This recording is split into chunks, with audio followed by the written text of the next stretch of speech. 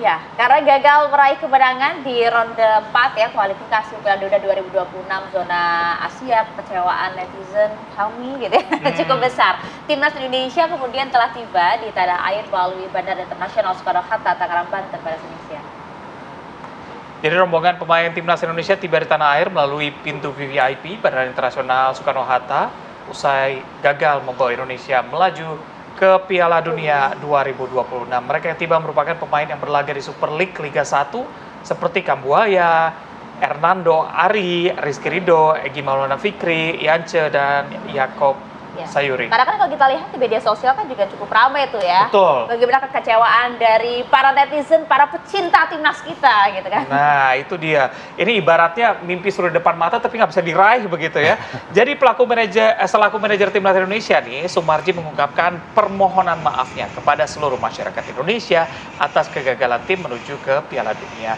Meski segala hal telah dipersiapkan dengan matang. Jadi atas kegagalan tersebut pihaknya akan membuat laporan secara menyeluruh dan terbuka agar laporan tersebut menjadi bahan evaluasi dari PSSI.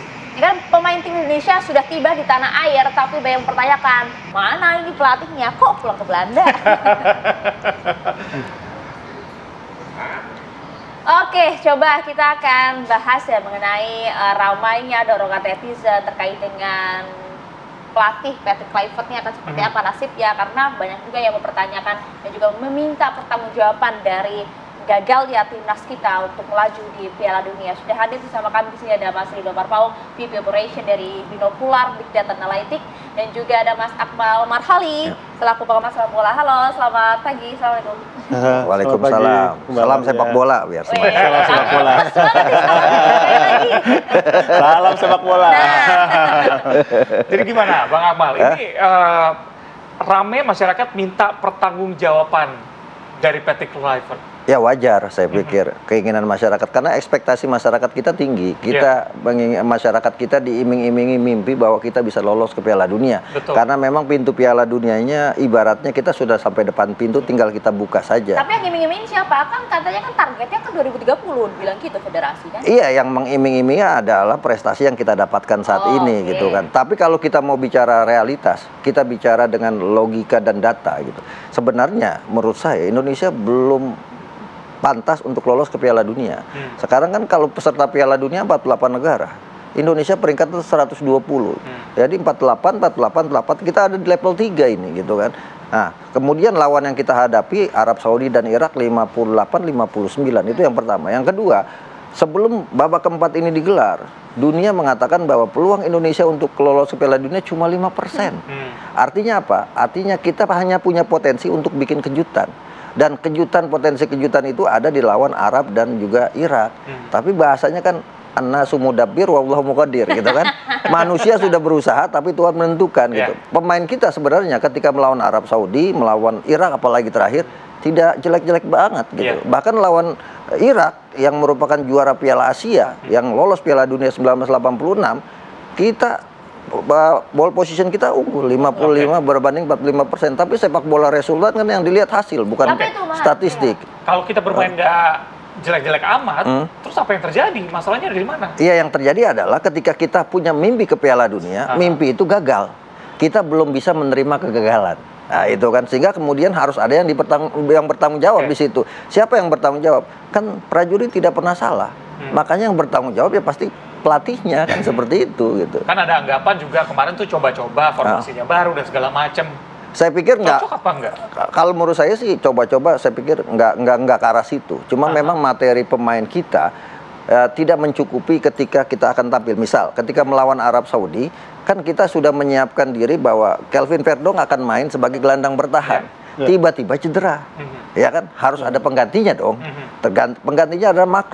Nah, Mark ternyata tampil underperform, ya kan tidak sesuai harapan publik, termasuk Yakob Sayuri, termasuk Beckham Putra, gitu kan. Nah, pada akhirnya kita kalah. Tapi sebenarnya melawan Arab Saudi kita bisa cetak 2 gol itu sejarah, gitu kan. Walaupun golnya gol tangan Tuhan saya katakan. Kenapa tangan Tuhan? Handsball yang kemudian di kick VAR dan penalti oleh Kevin Dix. Tapi secara permainan kita tidak kalah, walaupun orang pasti akan membandingkan sebelumnya kita menang 2-0, ya kan. Ketika ditangani pelatih Sintayong. Tapi kita juga harus lihat faktor non teknis ketika itu. Arab Saudi juga dalam posisi ketika itu sedang berubah dari eranya Mancini ke eranya Hervé Gerrard. Jadi harus perlu adaptasi, walaupun Hervé Gerrard ini adalah pelatih sebelumnya ketika mereka mengalahkan Arab Saudi 2-1 di Piala Dunia. Nah, cerita Hervé Gerrard inilah yang kemudian akan dibawa ke sepak bola Indonesia. Artinya apa? Hervé Gerrard Piala Dunia kemudian digantikan nama besar Mancini gagal, digantikan lagi oleh Hervé Gerrard, CLBK lah istilahnya. Nah, Maksudnya CLBK Indonesia juga akan ya, gitu, CLBK seperti itu kan sekarang yang dorong gitu. STY digantikan Kluivert yang punya nama besar, Kluivert gagal, STY lagi kan yang sekarang muncul. Nanti nanya Mas Rido kalau nggak percaya. Ya Mas Rido, apa mungkin tidak sih kemudian kalau kita lihat evaluasi terhadap Coach Patrick Kluivert akan seperti apa skemanya, sistemnya?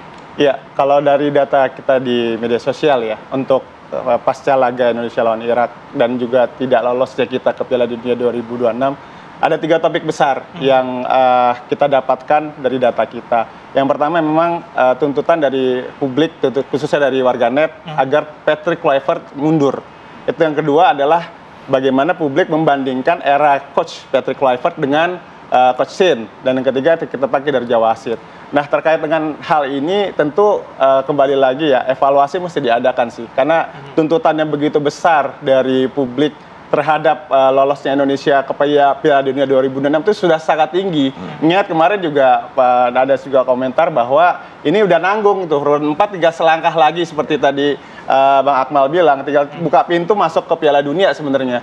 Nah, ini memang perlu diadakan evaluasi lagi dari tuntutan dari tim kepada PSSI khususnya, agar timnas kita ke depan bisa melangkah lebih jauh lagi dan bisa berprestasi lebih lagi gitu. Nah, sekarang tinggal bagaimana PSSI mempertimbangkan nih, apakah akan mengikuti desakan dari publik khususnya warganet agar Coach Patrick ini mundur, karena mesti ada yang bertanggung jawab gitu atas tidak lolosnya Piala Dunia ini gitu. Itu yang jadi desakan publik, karena ada beberapa hal juga yang dilihat bahwa untuk tidak lolosnya kita ini bukan hanya sekedar ada yang bertanggung jawab, cuma dari prosesnya, bagaimana pemilihan line up, squad starting 11, terus juga kenapa pemain ini yang dipilih, terus juga strateginya ya tentang 3 back dan 4 back ya. Bang Akmal mungkin lebih bisa memahami hal ini gitu.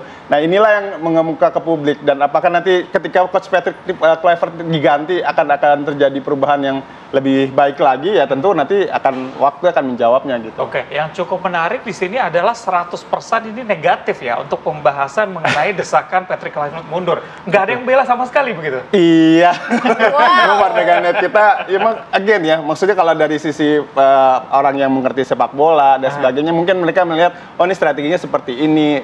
Kenapa tadi ada tentang Verdong yang tidak main di laga timnas Indonesia lawan Arab Saudi. Cuman kita sebagai orang awam atau rekan-rekan pendukung timnas Indonesia melihatnya dari hasil, dan juga tentunya kenapa ketika strategi itu dijalankan, kenapa pemain dipilih ini, terus strategi-strategi yang menurut dari kacamata orang awam ini sebenarnya udah bagus gitu, kayak soal 3 back itu Bang Akmal ya gitu. Jadi kenapa dipilih 4 back padahal tim kita belum biasa dengan sistem itu dan sebagainya. Nah, memang akhirnya kembali lagi gitu, ketika bicara isu paling besar saat ini agar Coach Patrick mundur, ya cenderung boleh dibilang hampir boleh dikatakan tidak ada yang membela sih gitu. Mungkin 99% banyak kan yang meminta agar Coach Patrick untuk mundur gitu. Ya, itu kalau dari kacamata netizen gitu ya, 100% bahkan mendorong untuk Coach Patrick Kluivert mundur. Sekarang lagi di Belanda nih, kayak lagi kupingnya dengar-dengar kita ya. Jadi gimana tapi sebenarnya Mas Akmal, skema untuk kemudian pembahasan evaluasi terhadap Coach Patrick? Apakah kan informasi kan nanti Exco juga kemudian akan membahas hal ini ya? Akan seperti apa jadinya? Dibahasnya saat lagi ya. Tidak dulu, kami kembali.